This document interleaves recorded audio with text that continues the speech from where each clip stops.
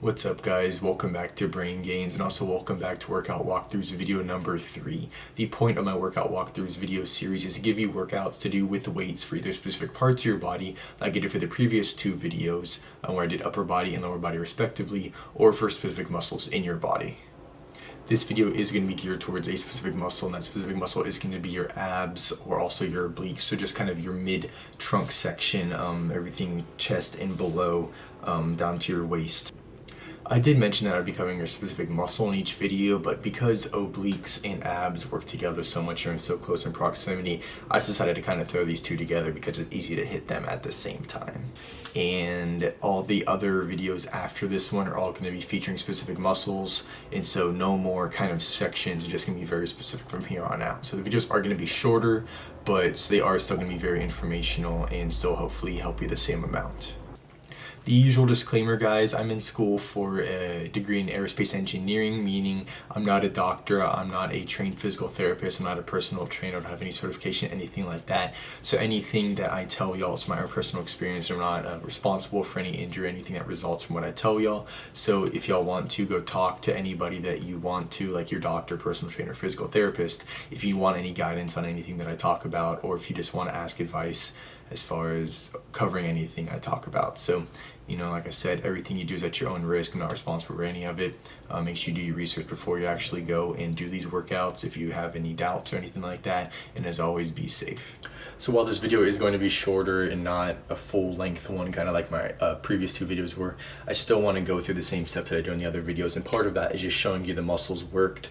So for this one, it's going to be your abs and obliques, which on your midsection, your abs are in the middle right here underneath your chest up here, and then your obliques are here on the side, kind of like the side to front, into where, you know, when I flex right here, you can definitely see my abs, and then the obliques on the side that connect. So these are very necessary for a strong core and to transition into other exercises like I talk about later in the video. But I will be going over a quick description of all the workouts, which there are 4 of, and then I will be talking about form right after each individual exercise. The first out of the 4 exercises I'm going to cover today in this video is very basic, but it's also very versatile. That's going to be crunches. There's so many ways you can do crunches that make it very unique and very customizable, that just allow you to mix it up, so you're not doing the same exact thing every single week or every single time you do the exercise. And I say that because you can either do it on a flat surface, you can either do it on a inverted incline to where your feet are higher than your head, you can either do it without weight or with weight.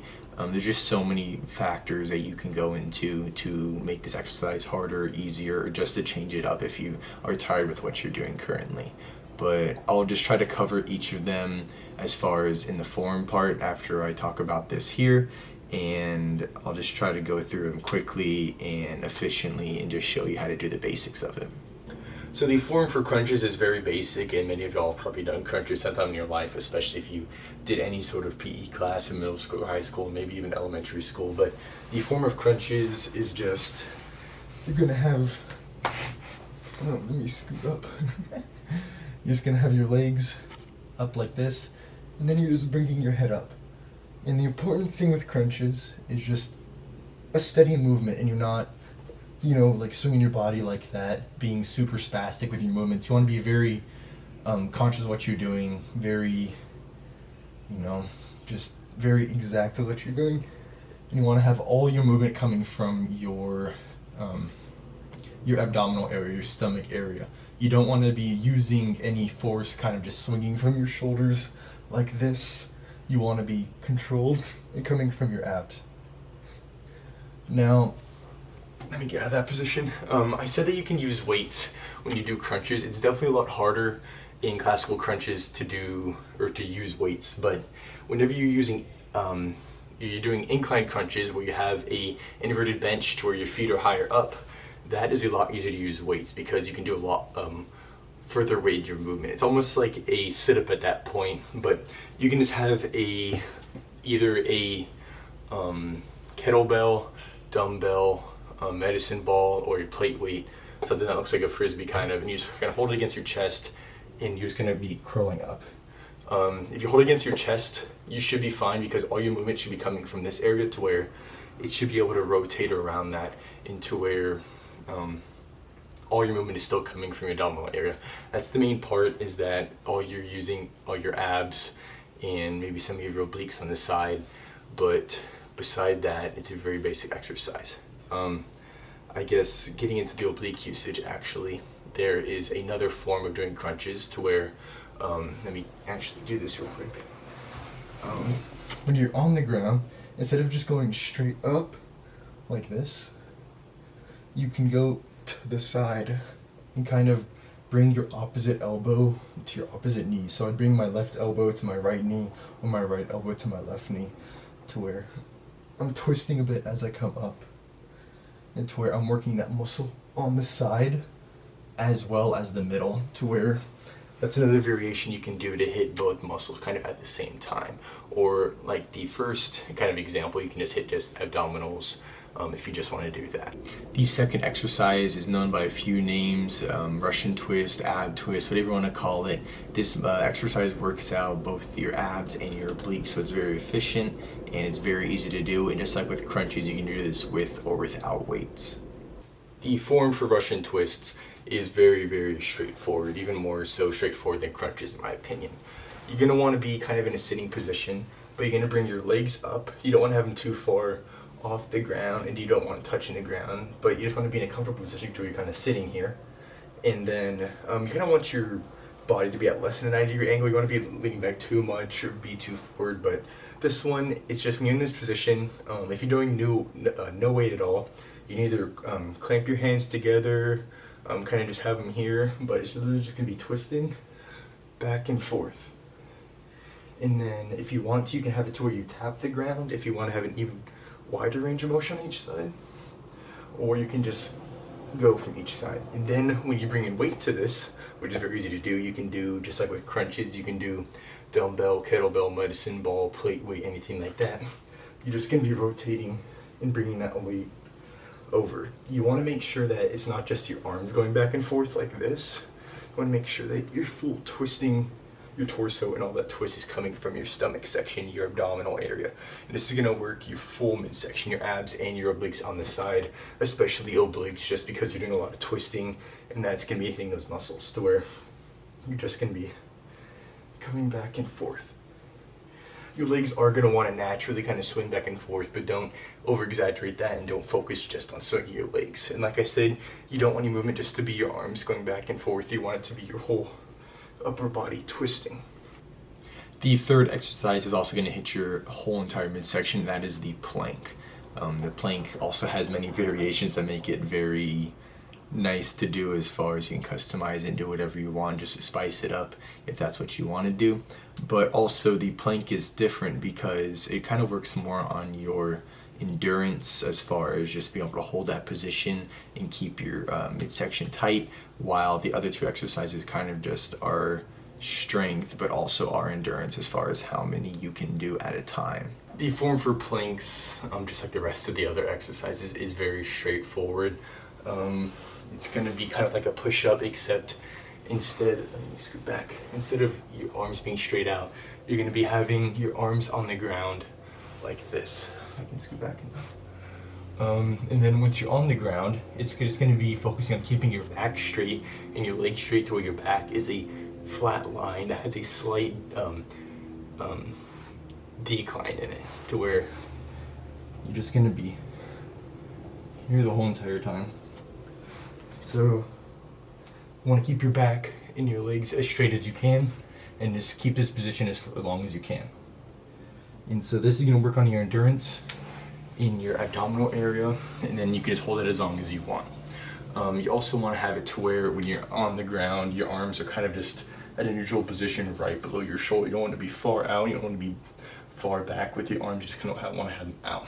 And then also, the plank is variable because instead of just holding it like this, you can also do it to where you're on one arm, you can either have the other arm up or on your side, and you're still going to have the opposite arm in that bar position holding yourself up.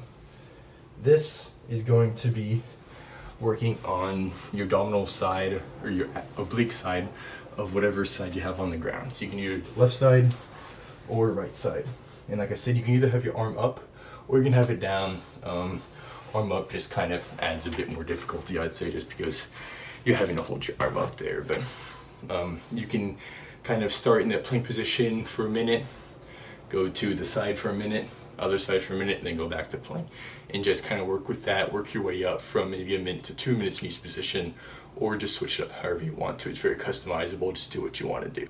The fourth and final exercise I'm going to be covering in this video are cable ab curls, and these are going to require a weight machine that does look like this.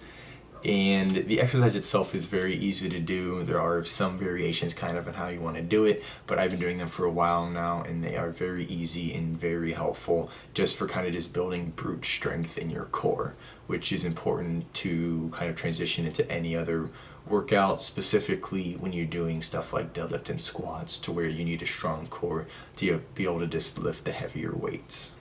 I showed the form for cable ab curls in my upper body video, and I meant to get a video of it, of me actually doing it at the rec, because it's a lot easier to show it there with the actual weight than it is to kind of show it in my bedroom, but I'll try to do it anyways. I don't know if I'm going to do any justice again, but the kind of basics of this is that you're going to want to find one of these machines, and once you have that, you're going to set the pull leaf to the very top, and then you're going to want to find one of these attachments.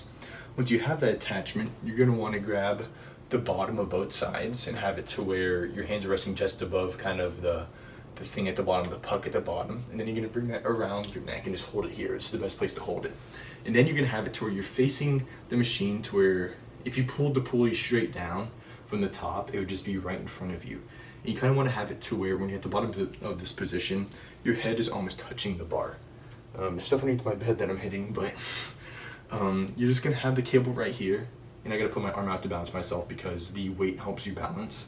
You're just going to be at the top of the position, back almost straight. You don't want to be going straight and out, but you're just going to be coming down, curling down to where your face is almost at the ground, and then you're going to be coming back up. Like I said, it's very awkward to show without the actual weight. It's just a lot easier. So this Friday, I'm going to try to get some video of that, and I'll put it at the end of the video on Friday, or I guess Saturday.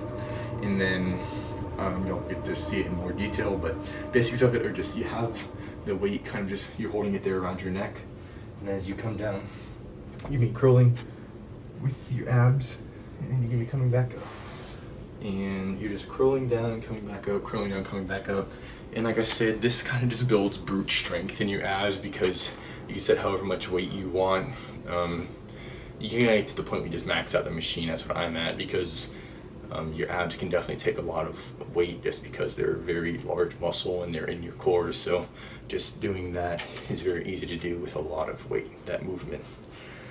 I kind of want to mention that some of these exercises, I should mention at the beginning, but some of these exercises might, use a tad bit of lower back, but that's just because of the nature of these exercises. You're using a lot of your midsection, and part of that is your lower back. And so as long as you're using good weight, or using good form and a good amount of weight and not overdoing it, you shouldn't feel it too much in your back, but don't be too alarmed if you feel it a little bit in your back, just because, like I said, in the nature of the movements you're doing, you are moving your lower back a lot, so don't be afraid if anything like that happens. But yeah. Alright guys, that's going to conclude my workout walkthroughs video number 3, covering abs and obliques. Hopefully y'all still found that very helpful and very informative, despite it being a lot shorter than my previous videos. As usual, if you have any questions, comments, concerns, anything like that, I want to discuss anything, put it down in the comments. I'll get back to you as soon as I can. Also, you can email me if you'd rather do it privately. My email's down in the description. But like I said, hopefully it was very helpful to y'all, and as always, be safe while in the gym and doing these exercises. Hopefully with COVID, y'all are wearing a mask in public and around people. If you could like the video, really appreciate it. If you could subscribe to the channel, really appreciate that. I'll catch y'all next time. So adios.